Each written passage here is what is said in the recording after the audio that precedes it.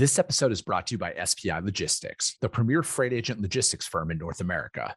For over 40 years, SPI has been diligently building the most successful freight agent network to provide first-class relationships for our shippers, receivers, and carrier partners. We are more than another transportation network. We are a dedicated team of professionals united by one singular purpose, and that is to expedite our agents' success. All of our agents are set up for success on day one, as they are provided with a full suite of support staff that is ready to assist them with everything from after-hours emergencies to financial and administrative needs on a no-fee basis. This way, you can focus on continuing to grow your business. There is no financial risk to start, and you have the ability to earn up to 75% in commissions.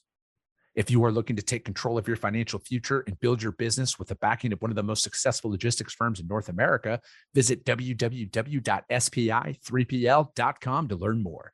Do me a favor and let them know that the Freight Coach sent you.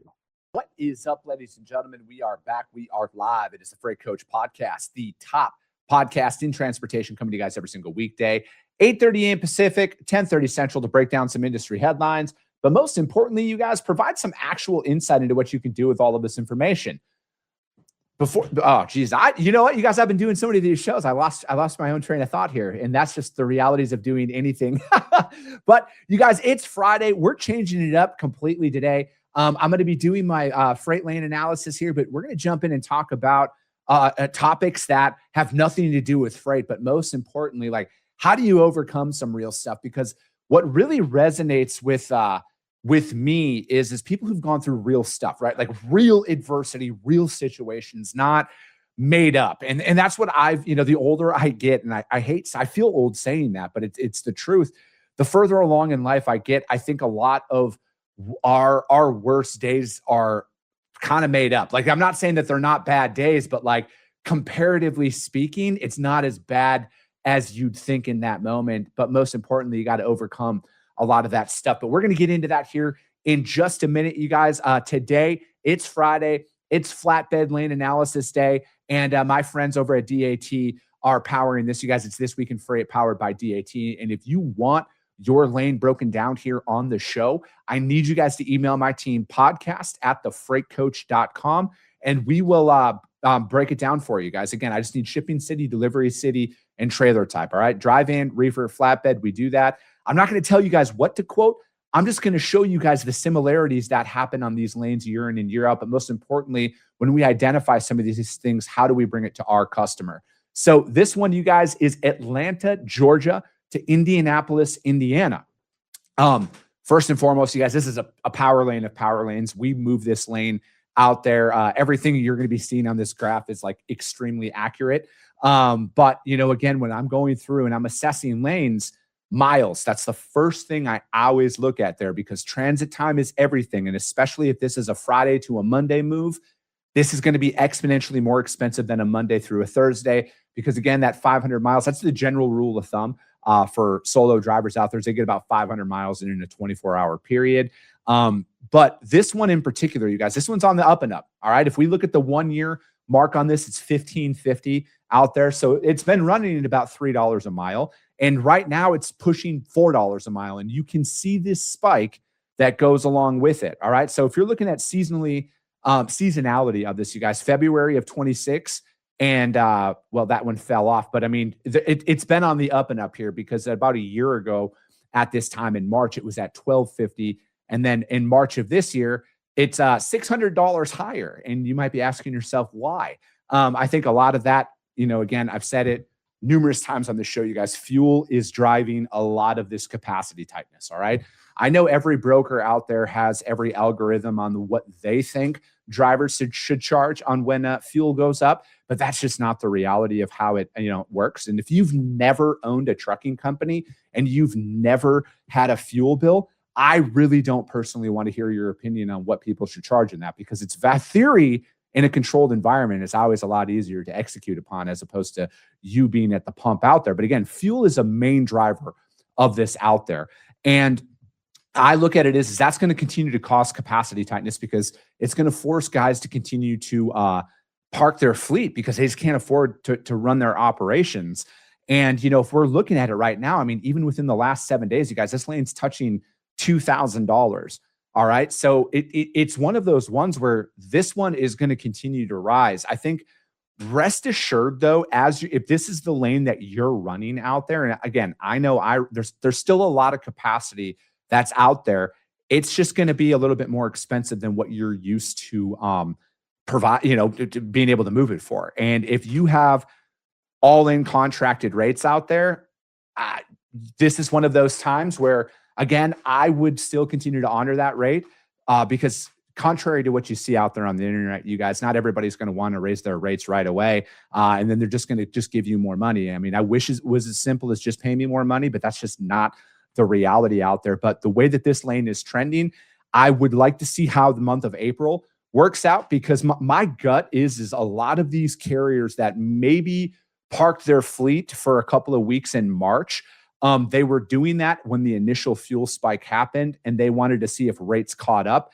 And rates are seemingly up on a lot of lanes out there. So that would, I mean, my assumption is it's going to cause a lot of these guys to get back behind the wheel and start hauling freight again, because who wants to work for a loss every single day? And I think that's what a lot of those fears were. So again, this is why I wait. All right. I know it might be an odd concept for some of you guys, but like, I don't rush to judgment. I like to see how things play out over a couple of week period of time. And this one, though, is seemingly all pointing up in the higher rate trajectory. So if you're able to talk to your customers about that, get ahead of this stuff, you guys, because you don't want to be left behind, and then you lose out on all your volume because you're afraid to pick up the phone and have a conversation in the moment. But this lane trending up. If you're moving it and you're a carrier, get your money.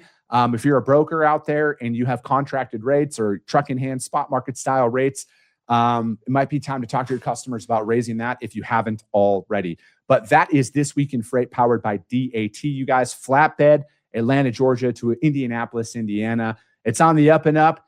Get your money and get ahead of this stuff. But let's switch gears here, you guys. I've had him on the show in the past, and we're going to rock it out here for a little bit. I got my man Nick back on the show, Stride Motivation. Nick, thank you so much for taking the time to join me today. Chris, thanks so much for having me. It's good to see you. No, it's good to see you too, man. It's good to see you sticking it out with all of this stuff. And, we've, I had you back on the show, and, your story, man, it is the definition of perseverance. I mean, multi-time cancer survivor, that in alone is what I like. I love speaking with individuals like yourself who've been through real shit, right? Like real adversity, not, I think I can personally look back in my life, Nick, and there's a lot of times that I was like, oh my God, this is just the worst situation ever. And then you get older and you go through other real stuff and you're like, wait a second, why did I even let that stuff bother me a couple of years ago? That's not a problem at all. I made a little video this morning. I thought about it during my run because, we were talking a little before the show, and work stressors, life stressors, financial stressors, relationships, there's always going to be something, but our problems only have the size and power that we give them. And it's too often that we give the one thing too much power, and then we ignore all the other things that are going right in our lives. And that makes it hard to keep moving. Yeah. No, I agree with that, man. I think a lot of it is it's paralysis analysis. There's a bunch of stuff that kind of comes to mind with this, but like, man, how are you, for individuals out there that might say this is like the worst day of their life, right? Or the worst week or the worst month, they're lost. They don't know what to do. That next step seems the most insurmountable amount of energy to take. How do you work with people that are in that moment right now? This is going to sound counterintuitive, but the first thing I would tell them is to go through it. Process it. If this is the worst day of your life, we're not setting new goals today. All right. We have to go through it to get through it. And part of that, we can't ignore it. Embracing the suck doesn't mean pretending it doesn't suck. So, and I don't know about other people. For me, I have about a one day sort of sulk cycle when I'm having that terrible day or when something goes tragically wrong. I don't get to decide for other people what that time frame is. But whatever that sort of mourning or adjustment period is, the very next thing we have to do is we have to set sort of a goal, something that is more important to me than what I'm going through, something that pulls me forward. And as abstract as that can be, I'm just going to skip right ahead here and say, we then break it down to the wildly specific and stupidly simple action step. We don't need to overthink these things. Google how to do it, schedule when to do it, or just do it. I think, and I'm going to use myself as an example. I was so overweight for so long that I never gave myself a chance to understand that, like, you do need to look at it like, all right, let's just go down to like 5-pound increments. Because like at my heaviest, man, I was like 270 pounds. Like I'm walking around at like 185, 190 right now. And I've kept the weight off. And it's like, for me, it's like, I was looking at how far away I actually was in that moment. And I never thought it was possible. But like, I think with at least for me, there's so much information in today's environment, right? You can use every amount of resources out there. I think people overlook the simplicity of what they need to do because they think it's more complicated. They think there's some more complex equation that needs to be, nah, man, like to be as simple as it is, like you literally just got to focus on that next step, right? And then especially when all things seem lost, like for me, like with how I built up to like where I am today from a physical fitness perspective and like an overall routine perspective, it didn't look anything like this when I started, man. Like I just started doing like 20-minute walks. I didn't know what the hell to do. All I knew is that like walking seemed about the most logical thing to start with. I lost my weight the same way. I was 237 pounds and I didn't know. I mean, I knew, but I didn't know. Yeah, I remember I went to Vegas with a couple of my friends back from Blue Grace back in the day, and we had hung out by the pool and taken a picture of the four of us. And when I got home, I looked at that picture and was like, how in the fuck did you guys not tell me this? Yeah. Like what kind of friends are you? And so I had to make it a priority. But one of the reasons that it took me so long to get around to it was that overcomplicating. I thought of myself when I was 22 and wanting to look like that again. And, how do I get fit and blah, blah, blah. And it has to be all hard instead of making it so simple, like downloading my Fitness Pal and just managing my macros. Yeah. And then adding 10 minutes extra of walking my dog. The walking was a big part for me too. And then it just became, how do I burn 130 extra calories a day to stay within this? And it became one small decision at a time. It wasn't a life change. It was just one small decision. And then there is nothing that inspires progress more than progress. I mean, that momentum just builds all that fire because once you see you can do it, and you adopt those good habits, it wasn't like I miss anything that I used to have. Yeah. I think more people need to, and this could be easily misinterpreted, they need to give themselves a little bit more grace about where they are and understand that like I think I spent so much time searching for like the wrong things in that moment. For me, like I know your company Stride Motivation, but like I thought motivation was something that was going to come every single day. And what I realized is motivation is an emotion. And there are days, and even to this day, right? Like there are days that I feel that motivation. I'm like, nothing's going to stop me. I'm jumping out of bed. I'm making that happen. But like in all reality, Nick, that's like maybe 10% of the time that happens. I have cultivated the discipline to like know like that feeling. I'm chasing that feeling that I get when I put in a hard workout, when I put in a hard day's work, when I accomplish the task that I set myself out for. That's what I'm chasing now, because I know for me, motivation isn't a consistency in my life at all. Like I'm actually a pretty inherently lazy individual. If you let me be, man, like here's another thing, man. Like, dude, I'm naturally an introvert. All right. Like it used to be very uncomfortable for me to go out and talk to people and to do any of the stuff that I do now. But again, it's like when I'm at home, man, if I'm left to my own vices, bro, I am a disaster waiting to happen. Do you have the other half of this amulet? Like you literally just described me in 7 different ways. It's funny because people will see my social media videos and so forth like that and be like, oh, you must be so disciplined. I'm like, you should see my bedroom. Yeah. Right. Like it's not just that. And I'm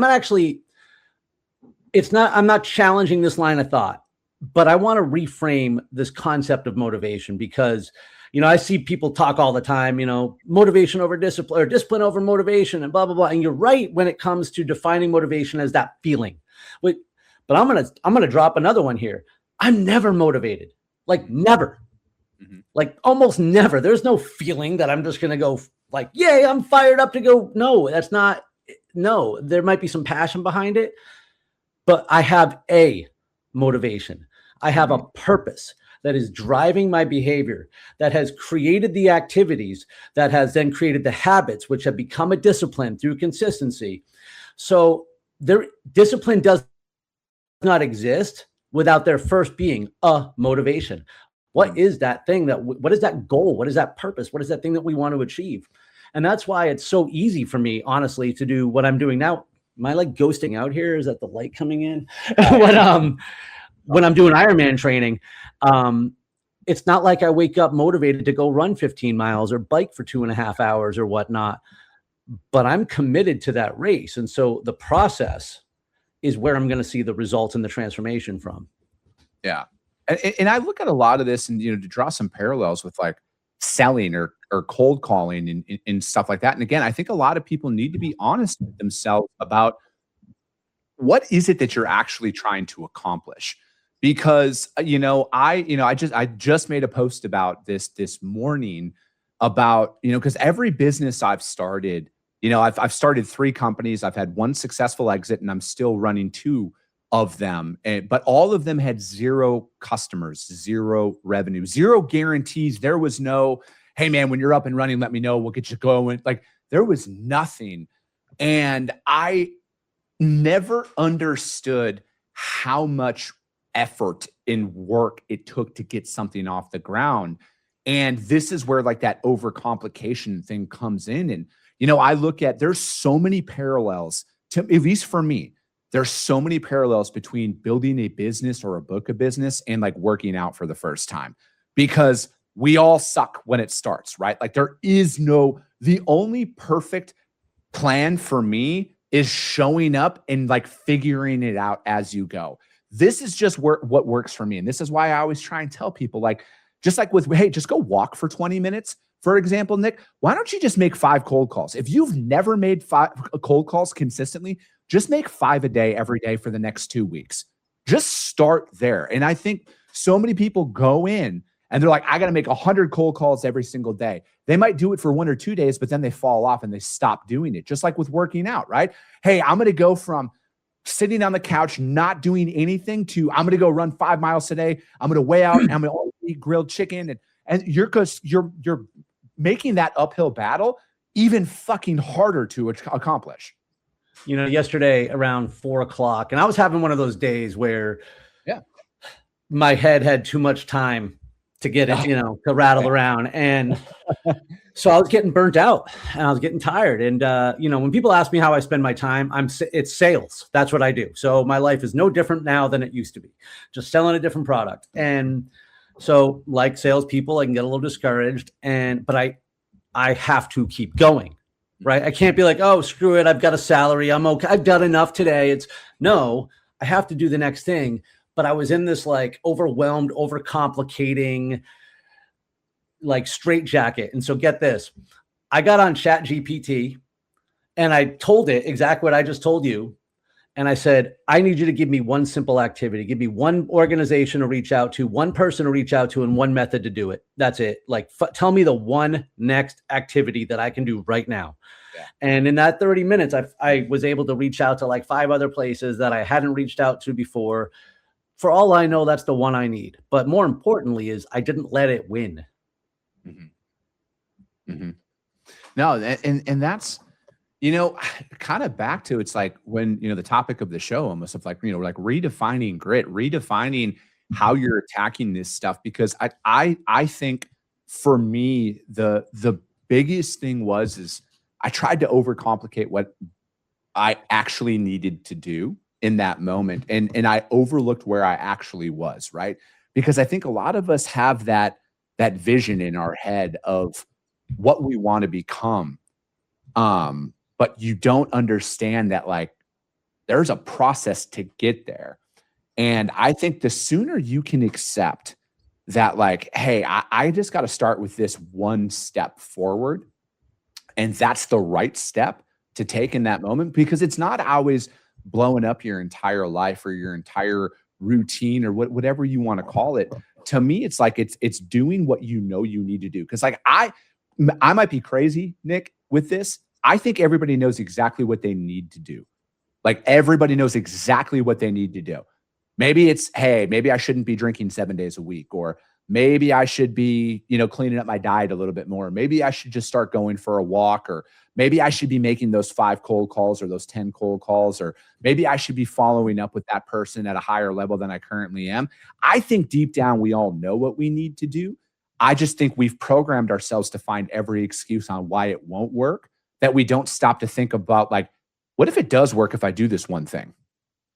So the talk I gave a couple weeks ago to Express, and basically the thing I'm talking about mostly now is a simple system that turns obstacles into actions. And you're talking about everyone talks about the market, market, as the market's an obstacle. And I like to point out that the last time I sold freight was October of 23, and we were talking about the market then. Mm-hmm. At what point is it just the way it is?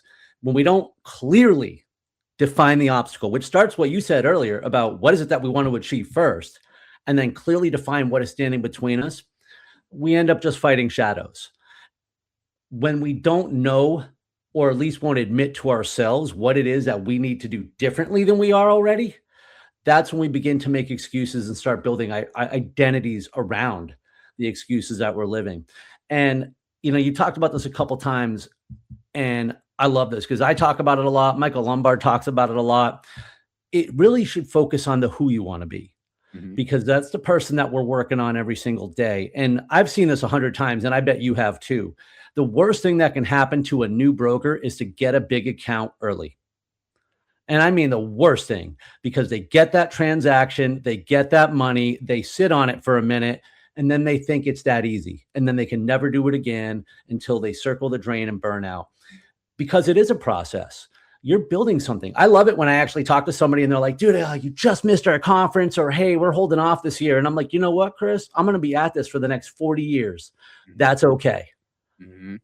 Yeah. Go ahead. Oh, go ahead. No, you go. I was going to say that the thing about grit is it's not like a YouTube motivational video with like Eric Thomas and a bunch of athletes. Grit is patience. The key to executing, to relentless execution, is the willingness to execute imperfectly. Mm-hmm. It's action, just continuous action. And time and action, how we spend our time with our actions, is the one thing that is almost always within our control. Yeah. I think that, for me personally, the hardest part for me in business isn't the work, right? Like it's not doing it. To me, it's the systems development. And I'm talking about being self-employed here. And I'm talking about when I had to figure out how to get myself in line to lose weight and stay off of alcohol and do all of this stuff, right? To me, it was systems development. It was finding what worked for me to show up every single day, especially when I didn't want to show up. And that's why and again, it's another one of those things where I think that throughout the entirety of my life, man, I thought there was another supplement I had to take, or there was another podcast I needed to listen to, or there was another speech I needed to listen. There was just I just needed to actually start taking action, any action at all, and understanding that, hey, what I did today might not be what I need to do in a couple of weeks or a couple of months or a couple of years. But the fact that I took that first step, that was the most important first step, right? Like I go back to when I started doing this podcast, 6 years ago now. It's crazy, right? 6 years, 1,400 episodes. That version of me, I didn't know what I was doing at all back then, right? I still feel like I don't know. Like I have a system that I operate. I think I have a pretty good idea, but like I'm not at a point where I've got it all figured out. And that's another kind of part about this whole journey is like you're not expected to know it all. You're not expected to figure it out. You do start to figure things out. You become more efficient. You start finding what works. But like what you find is It takes 99 things of you failing or not doing it right to find that one step that it is in the right direction. And then you're like, all right, boom, that's step one. Now, how do we find the next step? And to me, it's like, it is really about simplifying it, but like it's finding that system that works for you, because what works for you, Nick, probably doesn't work for me. What gets you going every day probably wouldn't get me going. It might, right? Like there might be some similarities there, but I think like that was another big thing too, is I saw what other people were doing and I'm like, I got to do exactly that. And there were components that I took, but like ultimately I had to figure that system out that makes me show up every day, put in the work, whether it's, whether I want to or not. I had, again, you can call it your why, you can call it whatever you want. But for me, it was finding that system that I could do day in and day out without fail, and understand that like not every day is going to be great. Not every day I'm going to want to show up. But the fact that, you know what, if I'm not feeling it that day, the fact that I still put in, even if it was a half-ass effort, the fact that I still put in the work is far greater for my long-term success than it would be to say, fuck it and kick my feet up and not do anything that day. Man, if we only worked hard and put in the effort when we felt like it, we would not be getting very far in our lives. I would say that most of the progress we make are from the efforts that we don't want to make. And I get it. We're predisposed to safety. We're predisposed to comfort. So we climb over the hill and then it's like, all right, let's take a rest. But life doesn't work that way. There's always going to be another hill. There's always going to be another storm ahead. But it was, for example, I was recently diagnosed with POTS. I'm not sure if you're familiar with that, but it's a condition of the nervous system. And it's really complicated to explain, but high heart rate, excessive sweating, massive fatigue, things that are really not conducive to an ultra endurance athlete. So I've been dealing with the symptoms of this for years though. And since I was only recently diagnosed, that was why I signed up for Ironman. Mm-hmm. I wanted to put something that's more important to me in front of this disease. So it gives me something to strive for. But now that I set the why is not what gets me up in the morning. Mm-hmm. The alarm gets me up. It's the process that gets me moving. It's the habits in that system that I have developed. So I get up, I go, and I train. The training is pre-planned. I don't wake up and say, what am I going to do today? There's already a goal in place. And not for nothing, when I go into the office and I start doing the work here. Now, as opposed to training for an Ironman, I am using everyone else's experience. Mm-hmm. And so the plan is set. I don't have much to think about. And that's what makes that great. As opposed to the business where, I have to try things and be willing to fail. And just like yesterday, maybe I wasted a half hour, or maybe I just found a half hour worth of stuff that doesn't work and I don't need to do again. Mm-hmm. No, I mean, it's all true and it's all real. And, it's like, it's very easy to look at where certain individuals are and compare yourself to that and be like, why would I even try? I'm so far away. But that's why it's like, for me, man, I love listening to people who've been through real stuff, right? Because I don't personally know anybody who has achieved any level of like verifiable success, not internet success, right? Because there's a lot of people who can front online and act in a certain type of way. I've never met anybody who's actually achieved real things that doesn't have a 10 or a 15-year plus period where it did not look like that at all. They felt the way that most of us feel day in and day out, but they continued to show up in those moments, and especially when they didn't want to. And it's like that isolation feeling that a lot of people, I think, go through. They need to know that, like, hey, like, I feel that way. There's a lot of days where I'm just like, I'll look back and I'm like, what did I actually accomplish today? Or what, like, am I doing the right thing? That self-doubt, all of that stuff creeps in there. And, for me, it's like, I wish more people would talk about that. Right. And I think that there's a difference between talking about that emotion and like victim culture, because like, that's a whole other topic that's out there. But I think most people need to understand that, like, regardless of where they're at, everybody who's actually achieved real things in life have all been there, felt that way, and probably still feel that way today. And it's like, for those if you're looking for like, hey, who do I follow? Who do I, whatever, if they're open about their struggles and they're open about how they still, like, they might have $1 billion company, but they still feel like fucking struggling. Like, those are the people I would advise. Listen to them because they're telling you the truth. You know, one of the best things I do for my mental health is networking, and especially with other speakers, because you see the social media stuff and you're like, man, and everyone has different specialties too and things that they do. You know, I put out a ton of content, but then I see content from other speakers and I'm like, why can't I have what they have? And how are they getting out there and doing this? And, you know, I'm no good, but then I'll talk to them and they'll be like, yeah, that's fine. I do that well, but how do I do all these things that you're doing? Or here's where I'm struggling. And it's not like you necessarily want other people to struggle. You just want to know that you're not alone and that it is normal and natural. And, you know, does it get rid of the imposter syndrome? Probably not. I don't know if that'll ever go away, but it doesn't have to. It just needs to not win. Yeah. No, and that's it, right? Like, you just can't let a lot of those negative thoughts win. And, you know, Nick, I'm not going to let it go this long before you're on the show next time, man. I really enjoy talking to you. And like, you know, again, it's like, you've been through real shit, like I said. So it's like, I can resonate with that. And there's different levels of that. And this is why people need to hire you, man. You have a story that is unique, and it's like, you've overcome that. You've built a life around that. You've built a system around that, and you found a way to make it work. Right. And it's like, this is why people need to work with you you know, so it's like, how does anybody reach out to you though, Nick? How do they find out more about what you got going on? I am everywhere on the internet at Stride Motivation. There we go. You can find me at stridemotivation.com. Perfect. Nick, if you guys can't find Nick or Stride Motivation, hit me up. I will gladly put you guys in contact with him. Hire this man. All right. Hire this man to come speak at your event. He's got a great story. He's got a real story, and he's been through some real stuff, and he will do that. He will deliver for you guys.